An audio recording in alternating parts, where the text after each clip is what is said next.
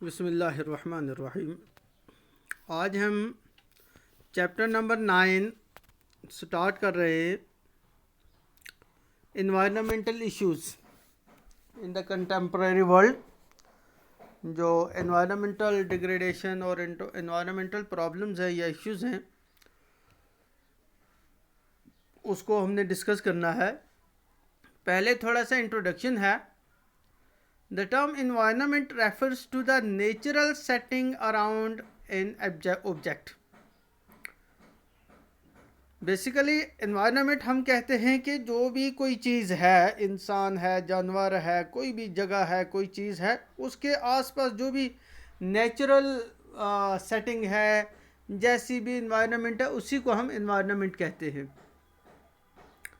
It refers to an ecological awareness that concerns itself with rectifying and sustaining the planet during its current challenges. The key aspect of natural resources is that they dedicate the survival of humans and other life forms of Earth. These resources include land, rocks, forest, vegetation, fossil fuels, animals जैसे fish, wildlife, domestic animals, water bodies जैसे oceans, lakes, streams, seas and rivers, minerals, sunlight and air. Thus, in common parlance, the term environment means everything whether biotic or abiotic. Biotic हो गया जिंदा, bio का मतलब है जिंदा, abiotic का मतलब है जो जिंदा नहीं है, जैसे पत्थर, which surrounds an object is called its environment. हमारे आसपास जो चीज़ भी है नेचुरल सेटिंग के हिसाब से, तो वो एक्चुअल जो है वो इन्वायरमेंट है, या इकोलॉजिकल इन्वायरमेंट जिसको हम कहते हैं, है ना, जो कुदरत ने बनाई है। फिर इसमें हर चीज़ आती है। नेचुरल रिसोर्सेज जो है या जो चीज़ें भी इन्वायरमेंट में हैं, ये ह्यूमन सर्वाइवल के लिए है ना, ह्यूमन सर्वाइवल और जो दूसरी इसी तरह की जो लाइफ ऑन अर्थ है उसके लिए। अच्छा, ये जो रिसोर्सेज हैं हमारे आसपास या दुनिया में, ये बहुत सारे रिसोर्सेज हैं, जैसे लैंड, रॉक्स, फॉरेस्ट जिसको हम वेजिटेशन कहते हैं, फॉसिल फ्यूल्स, एनिमल्स वगैरह, वाटर बॉडीज़ है ना, मिनरल्स, एयर, ये सारे क्या है, नेचुरल रिसोर्सेज हैं। ये कुदरत ने इंसान की बका के लिए, ह्यूमन सर्वाइवल के लिए रखे हैं। तो अब हम कहेंगे कि एनवायरनमेंट हर वो चीज़ है जो ज़िंदा हो या ना ज़िंदा हो, बायोटिक हो या अबायोटिक हो, हमारे सराउंडिंग्स में, हमारे इर्द गिर्द में, या जिस चीज़ की बात कर रहे हैं उसके इर्द गिर्द में जो चीज़ नेचुरली है, बायोटिक है या अबायोटिक है, उसको हम एनवायरनमेंट कहते हैं, उसको हम उसकी एनवायरनमेंट कहते हैं। अच्छा, द कंटेम्प्रेरी एनवायरमेंटल इश्यूज़ क्या हैं? सबसे बड़ा क्वेश्चन है कि आजकल के जो कंटेम्प्रेरी एनवायरमेंटल इश्यूज़ जो हैं वो क्या क्या हैं। The contemporary world is facing the following issues. मोटे मोटे तौर पर कुछ इश्यूज़ यहाँ हमने डिस्कस किए हैं। Number 1, barrenness of agricultural land. The cultivable land is decreasing and a substantial part of agricultural land is losing fertility. Grassland has been overgrazed and fisheries have been overharvested. Water bodies have suffered depletion and pollution, resulting in reduction of food grains. Barrenness of land का, agricultural land का मतलब है बंजर हो जाना, ज़मीन का बंजर हो जाना, कि जो कल्टीवेबल काबिल काश्त ज़मीन है वो बंजर बन जाती है।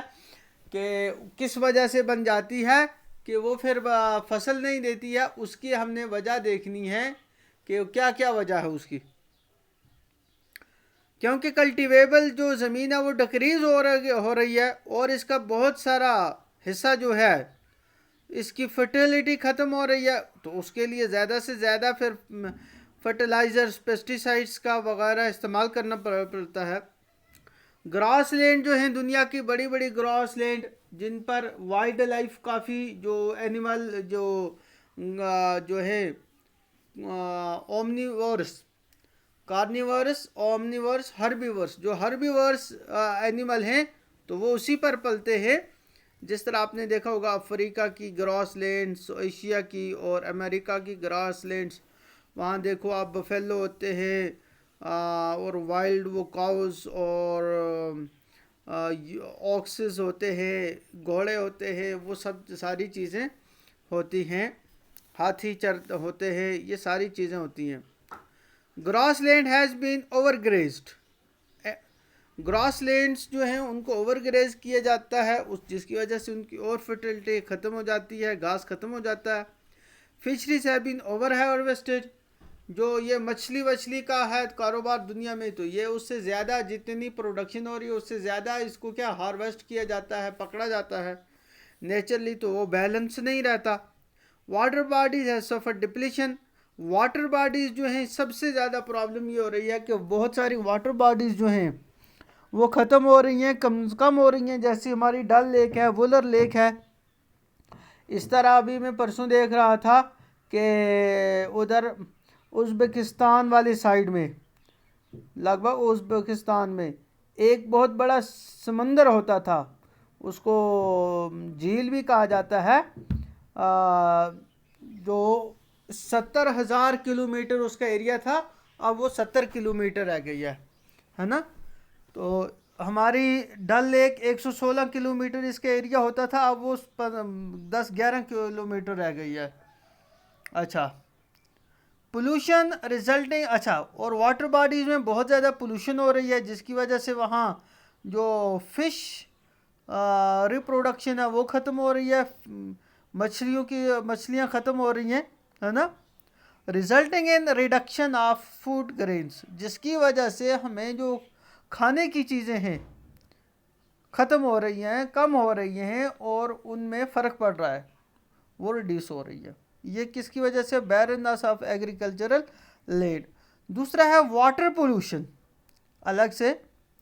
According to United Nations developmental programme, 2.6 billion people have no proper sanitation. 2.6 billion, 2.6 billion का मतलब है 2 अरब 60 करोड़ जो लोग हैं उनके पास प्रॉपर सैनिटेशन नहीं है। And 1.2 billion people do not have safe water, यानी सेफ ड्रिंकिंग वाटर। और 1 अरब 20 करोड़ लोग वो ऐसे हैं दुनिया में जिनके पास पीने का पानी, साफ पीने का पानी नहीं है, resulting in the death of more than 3 million children every year. जिसकी वजह से ये जो सेफ ड्रिंकिंग वाटर और सैनिटेशन नहीं होने की वजह से हर साल 30 लाख बच्चे मर रहे हैं। कितने? दुनिया में कितने बच्चे मर रहे हैं? 30 लाख। 3 मिलियन कितना हो गया? 30 लाख बच्चे मर रहे हैं। तो ये इतनी बड़ी प्रॉब्लम है। डिफॉरेस्टेशन, डिफॉरेस्टेशन हो गया फॉरेस्ट को ख़त्म करना, कट करना।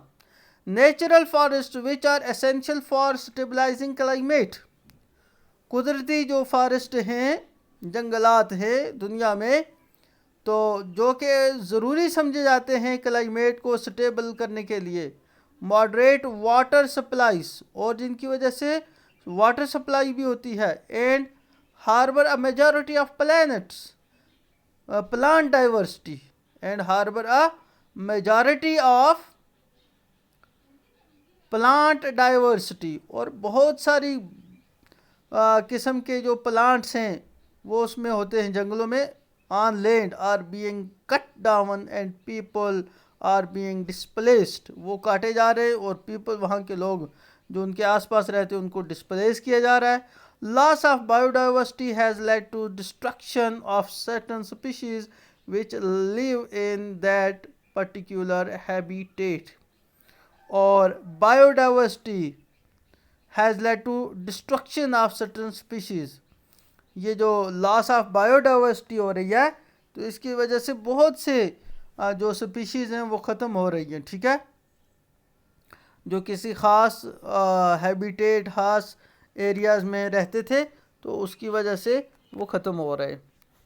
फिर अब बहुत इम्पॉर्टेंट है, वाटर पोल्यूशन भी है, डिफॉरेस्टेशन भी है, ओजोन डिप्लीशन।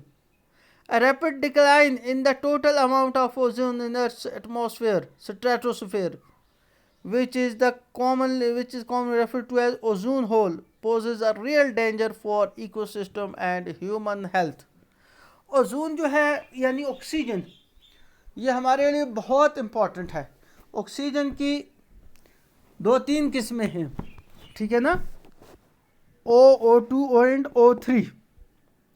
तो ओजोन जो है O3 है, ये अर्थ के एटमॉस्फेयर की जो स्ट्रेटोस्फेयर, नीचे जो एटमॉस्फेयर है उसके ऊपर स्ट्रेटोस्फेयर है, वहाँ पर एक आप एक समझो कि एक कुदरती पर्दा एक है गैस का, ओजोन का, है ना, ऑक्सीजन का, जिसको O3 की फार्म में है, ओजोन की फार्म में है। तो ये कुदरती एक पर्दा है जिसकी वजह से क्या है कि जो अल्ट्रावायलेट रेज जो सन से आती हैं ख़तरनाक किस्म की, जिसकी वजह से स्किन कैंसर और तरह तरह की बीमारियां पैदा होती हैं, तो ये उसको रोकता है। और जो ज़्यादा हीट आती है सन की, उसको रोकता है गैस।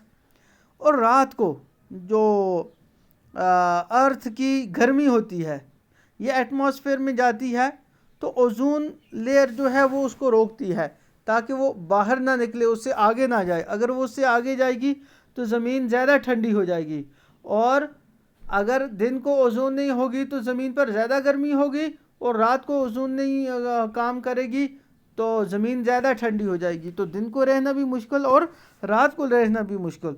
तो ये green house effect, green house gases की वजह से ओजोन डिप्लीशन हो रहा है। ओजोन में एक होल हो गया है जिसकी वजह से जो इकोसिस्टम है वो डिस्टर्ब हो रहा है, और इकोसिस्टम को ख़तरा है, और ह्यूमन हेल्थ को जो है वो उससे काफ़ी ख़तरा है। तो ओजोन डिप्लीशन एक बहुत इम्पॉर्टेंट एनवायरनमेंटल प्रॉब्लम है। कोस्टल पोल्यूशन, फिर क्या है, coastal pollution. The coastal pollution has increase due to urban sewage, drilling and shipping of crude oil, industrial effluents like chemicals, heat, and radioactive waste. Most ocean pollution begins on land-based activity. If it goes unchecked, it will lead to further deterioration of marine environment. Coastal pollution क्या जो है, जो coastal areas हैं वहाँ जो industries हैं, और जो वहाँ अर्बन सीवेज है, ड्रिलिंग है, शिपिंग ऑफ क्रूड ऑयल है, कच्चा ऑयल जो है वो फिर वहाँ पर सीपेज हो जाता है, इंडस्ट्रियल जो केमिकल्स हैं, हीट है, रेडियो एक्टिव वेस्ट जो है, ये सारी चीज़ें जो है जाती हैं समुंदर में जाती हैं, जिसकी वजह से मैरीन एनवायरनमेंट जो है उसको बहुत ख़तरा है। फिर है global warming. A gradual increase in the overall temperature of Earth's atmosphere, generally attributed to the greenhouse effect caused by increased level of carbon dioxide, methane, chlorofluorocarbons, hydrofluorocarbons and other pollutants.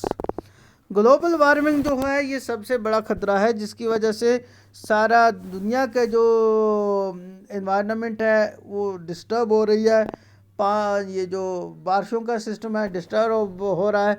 Season जो है कि proper time पर बारिशें हो रही हैं, नहीं हो रही हैं, ज़्यादा हो रही हैं, कम हो रही हैं, सर्दियाँ हो रही हैं, गर्मियाँ हो रही हैं, ये सारा जो है ग्लोबल वार्मिंग की वजह से है।